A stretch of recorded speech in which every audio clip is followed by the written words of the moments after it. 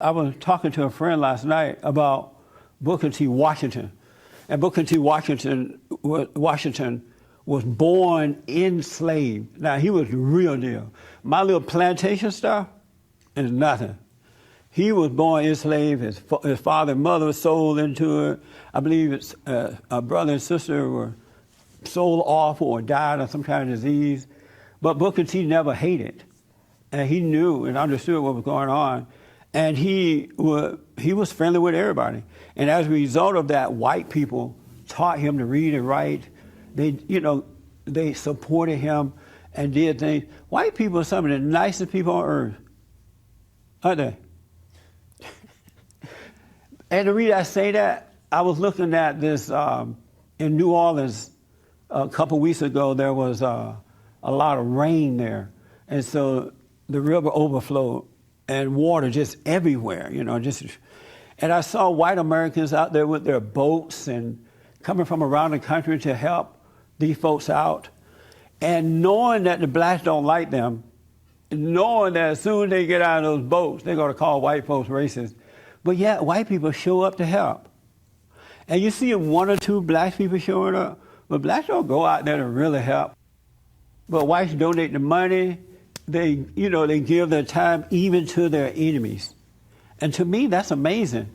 And I was thinking the other day, I wonder why and somebody may know the answer to this because I really don't know the answer.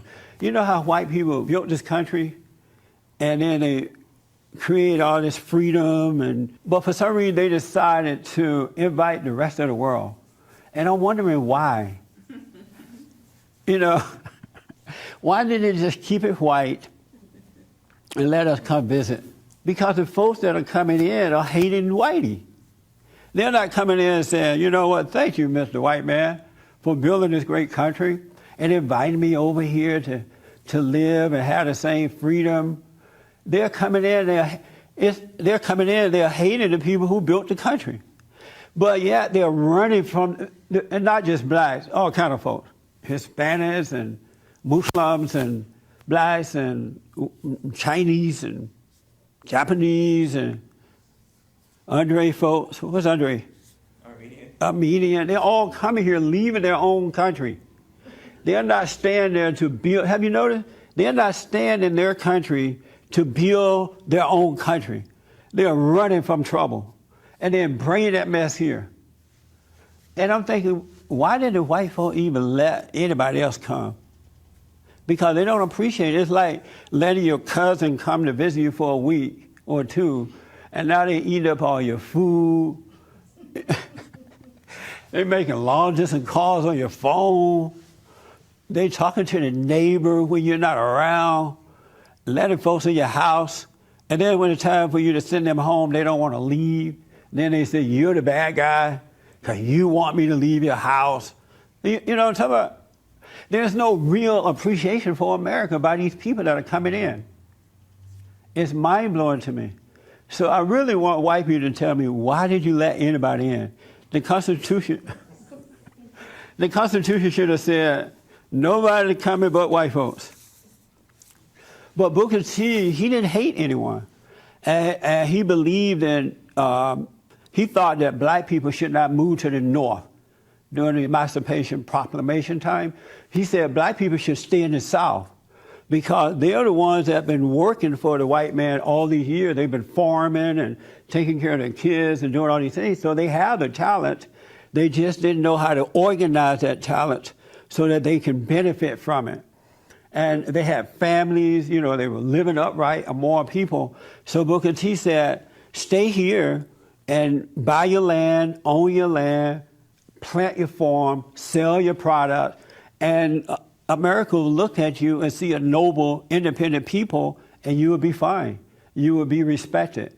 But the black leaders up north, like W.G. Du Bois and others, the intellectual ones, they were telling black people, oh, you need to get out of the South, come to the north, or go to the north where freedom is. And Booker T like, no, there's no freedom in the north because you're not going to own anything. You're not going to be free. You could be free right here. And he was working with white people to get them to work with black people because in the long run, it would benefit them as well. And Booker T went on and built Tuskegee Institute, a black university. I grew up right near that school. And I used to go there. One of our teachers would take us there every year for the summer. The blacks built that school from ground up, and they ended up creating a whole beautiful community. Tuskegee became a community with beautiful homes, nice families, educated men and women. It was the place to go because blacks were independent. They wouldn't think, and many of them did move to the north, and they ended up in projects.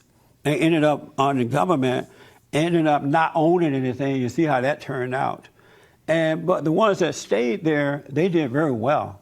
They had land and they, banks and businessmen and women just really had it going on. Long story short, Booker T died after a while.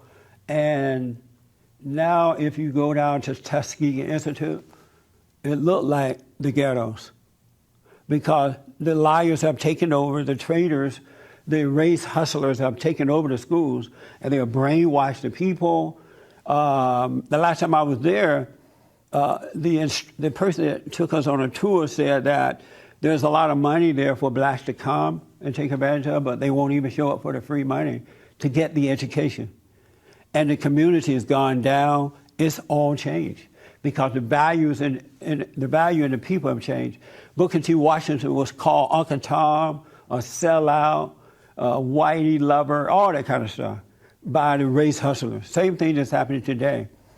And when you look around at, not all, but most black Americans are living like they are just, like they don't have any sense.